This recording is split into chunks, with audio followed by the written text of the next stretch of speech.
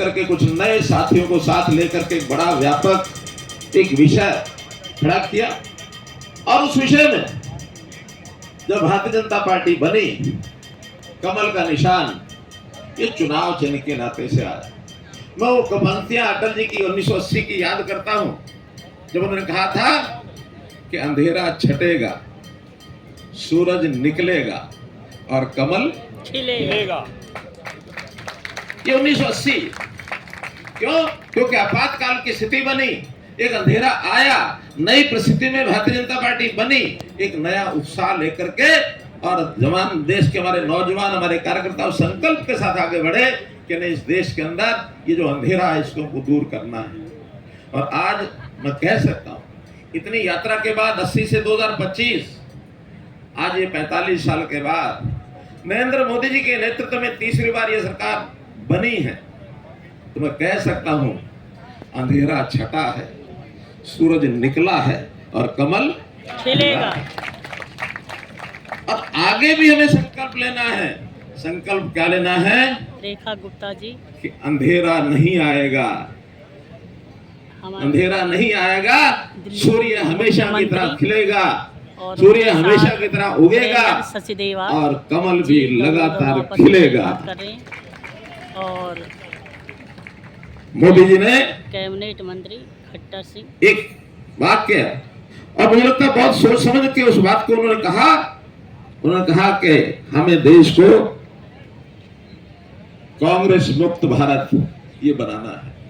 और मैं समझता हूं कि एक बड़ा हिस्सा उस संकल्प का ये पूरा हुआ है। अब आगे हम सब जागरूक रहें, हम सब आज के दिन संकल्प लें कि जिस प्रकार की व्यवस्था 1975 में आई थी, जो लोग भुक्तभोगी हैं वो आपको सब बताएंगे, हम जैसे ने भी बहुत अंदर तक उन चीजों को देखा है। और मैं एक और अपने लिए अवसर मानता हूं कि उस आपातकाल के कारण से ही हमने भी कुछ अंडरग्राउंड रह के काम किया, जिसका परिणाम ये हुआ, बाद में 1977 में खुल करके जुड़ गए और जुड़ने के बाद इस तक पहुंच गए।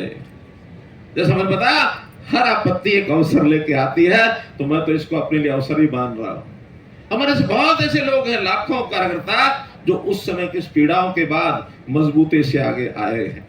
तो आज तो इस अवसर पर मैं इतना ही कहूंगा कि सारी कहानी आपातकाल की, इतना समय दोहराने लगे, यहां तो कई घंटे लग सकते हैं, लेकिन एक चित्रावली, ये जो प्रदर्शनी है, ये आंखों देखी चीजें उस प्रदर्शनी के माध्यम से आपको दिखेंगी। वहां जो डॉक्यूमेंटल प्रूफ है कि किस दिन कौन सा नोटिफिकेशन हुआ, कब उसको गजटेड किया गया, किस किस को कब कब अंदर करने का उन्होंने निकाला, और कैसे, यानी लोगों को जो अंदर किया तो किस प्रकार के आरोप लगाए। Misa, maintenance of internal security act, यानी आंतरिक अशांति, कौन सा देशद्रोह हमने किया था भाई? हम तो देशभक्ति के नाते से भारत माता की जय बोल रहे थे, और हमको उस समय उठा करके अंदर कर रहे थे। क्या भारत माता की जय बोलना उस समय देशद्रोहिता था क्या? वो ना उस समय था, ना आज है, ना आगे रहेगा। मित्रों, ये भारत माता की जय बोलने वाला, ये हमारा जो काफिला है, हमारा जो इतना बड़ा संगठन है, दुनिया के सबसे बड़े लोकतांत्रिक देश की सबसे बड़ी लोकतांत्रिक पार्टी वो भारतीय जनता पार्टी है। इस नाते से इस बात को, संकल्प को आगे लेकर के बढ़ें, यही आज के दिन हमको प्रेरणा लेनी चाहिए। बहुत बहुत धन्यवाद।